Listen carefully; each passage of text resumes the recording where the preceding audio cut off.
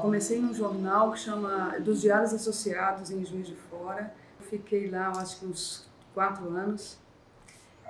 Depois desse jornal, eu fui para um outro jornal que abriu lá, um jornal mais moderno, que era o Tribuna de Minas. Depois do Tribuna de Minas é que eu fui para a TV.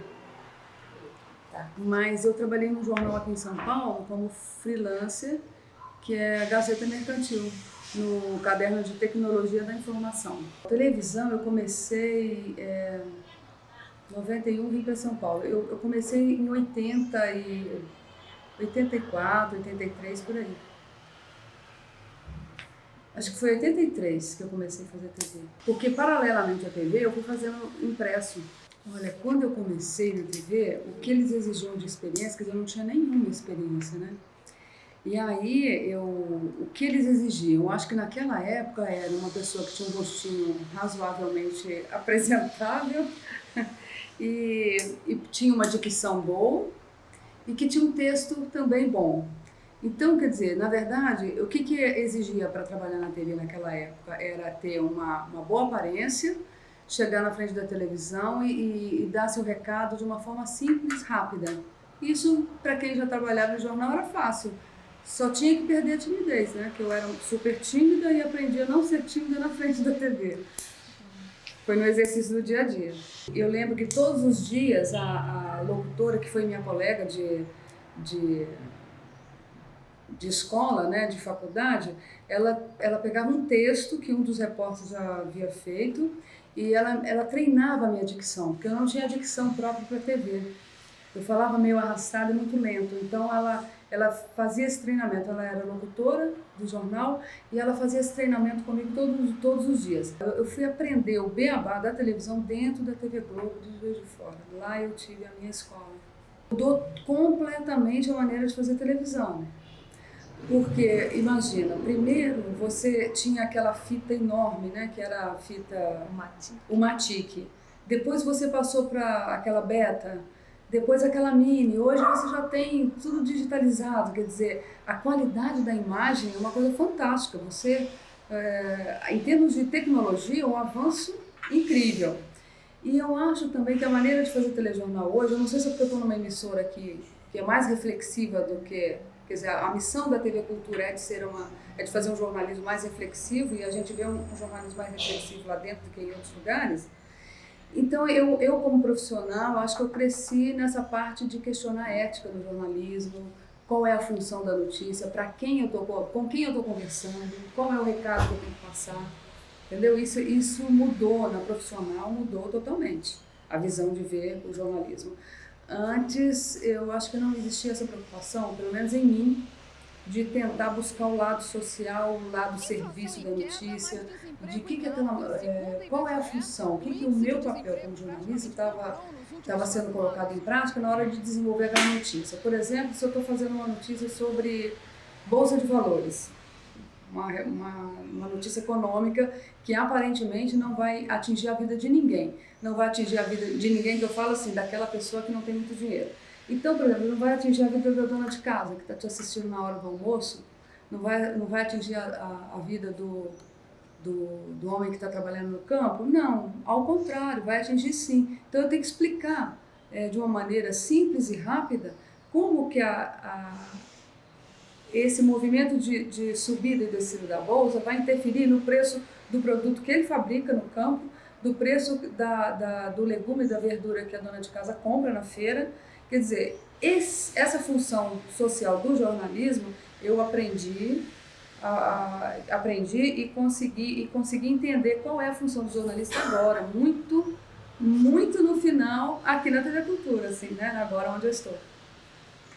Porque antes a notícia era dada assim, de uma forma muito mais sensacionalista, a bolsa caiu tantos pontos, e eu não tinha essa visão de que eu tinha que estar conversando com todo mundo. Antes a gente fazia, quando não dava tempo, a gente fazia muito stand-up. Agora ninguém mais me pede para fazer stand-up, entendeu? Ou você faz ao vivo ou faz uma matéria completa, entendeu? Então, por exemplo, stand-up era uma palavra que eu escutava muito dos meus chefes. Faz um stand-up rápido para entrar no jornal. Agora não tem mais stand-up, agora é ao vivo. Ó, nós estamos mandando o link está seguindo para aí, entendeu? Agora é isso que eu escuto. Eu, desde o primeiro dia, e engraçado que eu falo mesmo, eu não quero ser chefe, entendeu? Eu gosto de ir para a rua, eu gosto de ficar na rua, eu gosto de conversar com as pessoas. Eu posso estar saindo de casa com o maior mau humor, com preguiça e tal, mas na hora que eu começo a conversar com um e com o outro na rua, eu me transformo assim, completamente, porque é engraçado que eu vou na casa de uma pessoa, entro na casa de outra, pessoas das mais variadas classes sociais e dos mais variados discursos, cada um tem a sua preocupação, o seu mundo, né? E aí na hora que eu vou entrando nesse mundo, para mim é uma aula, é como se eu estivesse ganhando um presente, entendeu? De estar sabendo como é que é a casa daquela pessoa que mora na periferia, ou como é que é a casa daquele artista que mora no bairro mais chique, como é que é a sala dele, como é que é a cozinha, como é que é o banheiro, entendeu? O que eles conversam. Então, para mim, é um personagem, né? Cada entrevistado é um personagem que tem toda a riqueza de vida é como se alguém tivesse me permitindo entrar na vida de cada um. Então, cada entrevistado é um personagem, eu acho, e isso é muito rico, né? Então, acho que a rua é imbatível, não dá para ficar longe da rua. Eu acho que hoje tem mais cargos, porque hoje está mais segmentado. Então, por exemplo, antes tinha o secretário de redação, tinha o top, né, o chefe, depois vinha o diretor, o secretário e acabou, era o chefe de reportagem e acabou.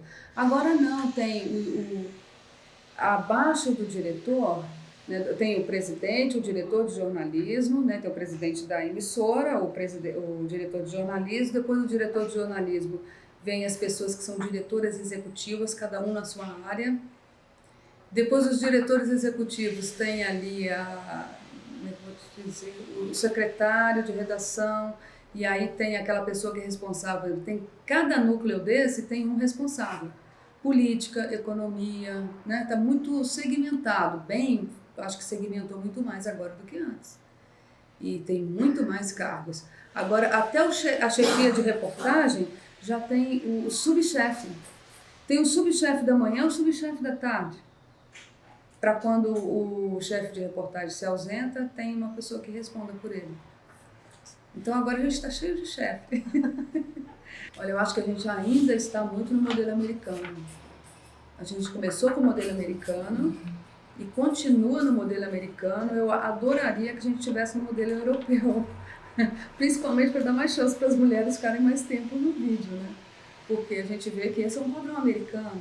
E você vai completando 50 anos, você tem que pensar numa estratégia de estar saindo do vídeo, mesmo adorando ir para a rua e tal. Então você vai ter que arranjar uma maneira de se sentir satisfeita, feliz com a sua profissão, mas atrás das câmeras. Hoje a gente vê uma Sandra Passarinho, né, aparecendo na TV, então eu fico muito feliz quando eu vejo a Sandra Passarinho aparecendo na TV Globo, porque, sabe, que é aquele senso de estética que é um conceito completamente burro, né? Eu acho que quanto mais tempo você tem no vídeo, mais coisas você tem para contar, mais experiência e tal. E eu acho que essa questão da idade não tem nada a ver. Então é um padrão americano que a gente está deixando de lado. Parece que estamos deixando de lado, né? Não sei, totalmente. Eu me lembro um fato que aconteceu assim, que foi muito marcante na minha vida, como profissional, foi que eu estava no Rio de Janeiro, era só emoção, né? Uma atrás da outra. De repente você escutava no rádio alguém te chamando, a chefia te chamando para ir se deslocar, largar aquela matéria e ir para uma favela, porque tinha um tiroteio, geralmente era tráfico e tal, e era muito complicado. Quando o rádio tocava, eu já ficava tremendo, né? Para onde que eu vou agora? Mas aí, nessa situação, foi muito interessante, foi o seguinte, eu estava na Baixada, e aí eles ligaram e disseram para mim, corre para a Serra das Araras, que aconteceu um acidente. Eu imaginei o seguinte, assim, poxa vida, um acidente comum, né? A gente imagina que acontece um acidente dentro da normalidade. Só que esse acidente, ele fugiu da normalidade, que eu nunca, na minha vida, nesse tempo inteiro, eu nunca cobri um acidente tão grave assim. Então, foi o seguinte, quando eu estava subindo a serra, eu já percebi a gravidade da situação, porque eles tiveram que interromper o trânsito na serra. E interromper um trânsito na Serra das Araras é um negócio muito raro, né? Porque interrompe o trânsito inteirinho de São Paulo, de várias partes do país para o Rio de Janeiro. Quer dizer, interrompe a chegada no Rio de Janeiro praticamente. E aí, o que aconteceu? Eu chegando lá, era um ônibus de policiais que tinha caído na serra, mas ele cai, a serra é muito íngreme e ele caiu numa situação que não tinha como fazer resgate.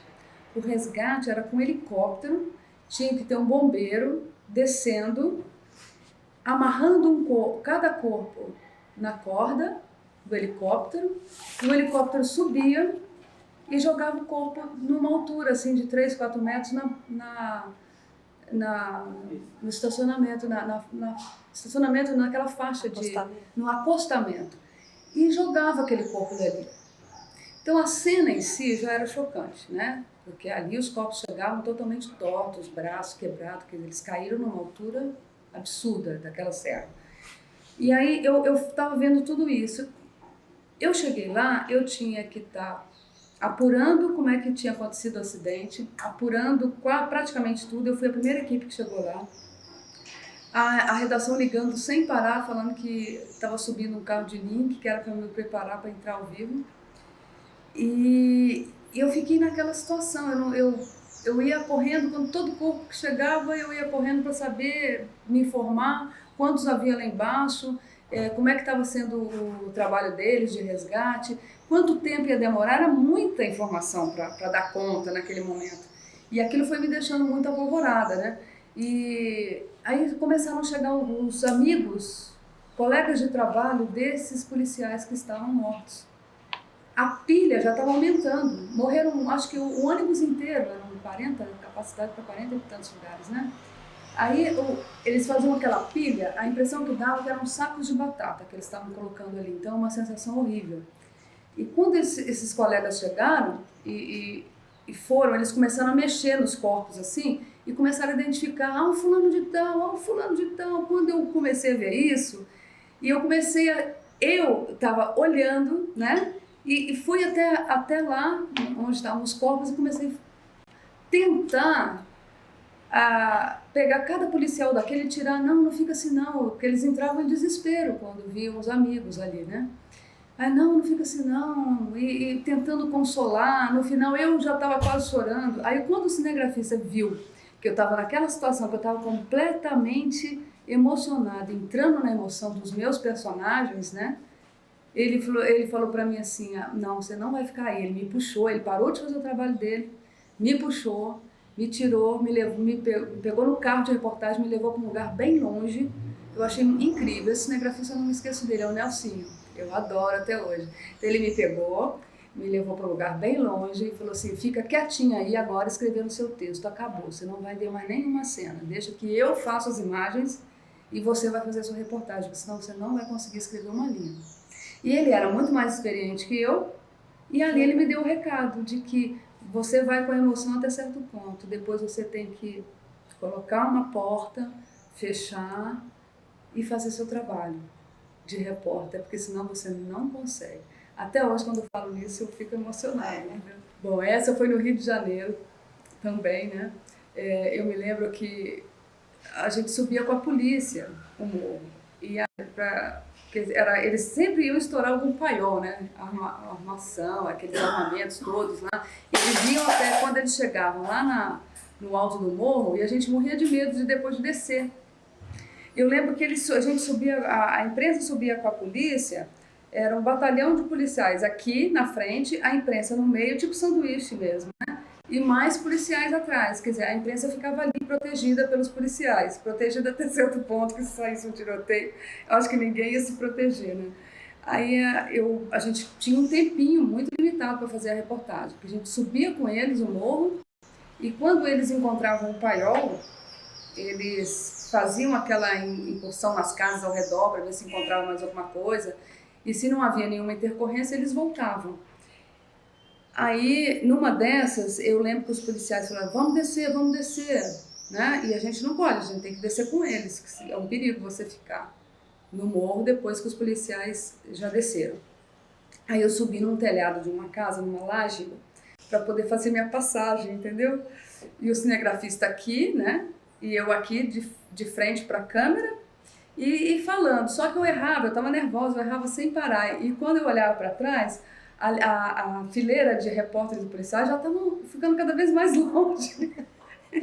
E eu falando com o cinegrafista, não, calma que eu vou acertar. Então gravava de novo e tal. Numa dessas, eu vi um cara saindo com um colete assim, de frente. Quando eu olhei de frente, o cinegrafista estava, né, tava de costa para a cena.